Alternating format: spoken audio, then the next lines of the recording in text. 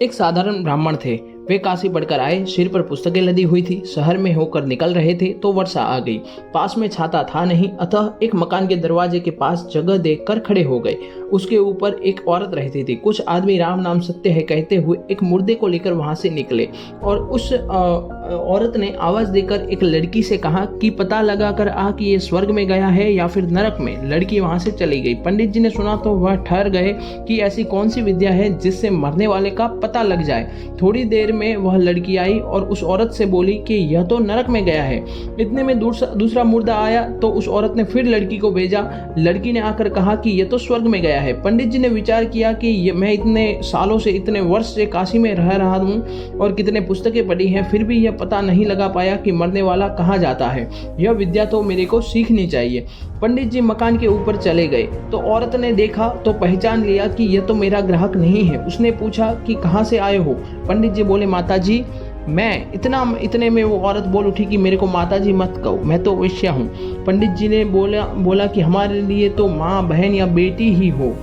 तो औरत ने कहा, क्या बात है? पंडित जी ने कहा, तुम लड़की से कहा कि पता लगा कर आओ मरने वाला कहाँ गया है, तो उसने आकर कहा कि एक नरक में गया है और दूसरा स्वर्ग में गया है। ये क्या विद्या है, मैं जानना चाहता हूँ। औरत ने उस लड़की को बुलाया और कहा कि महाराज को बता, तू कैसे परीक्षा की कि यह नरक में गया है, यह स्वर्ग में गया है। वह कहने लगी कि महाराज वे मुर्दा लिए जा रहे थे तो मैंने उससे पूछा कि यह कहाँ से आया है, किस मोहल्ले का है। फिर मैंने पता लगा कर उस मोहल्ले में पहुंची तो लोगों को रोते देखकर पता लगा कि यह इस घर का है और इस घर का आदमी मर गया है।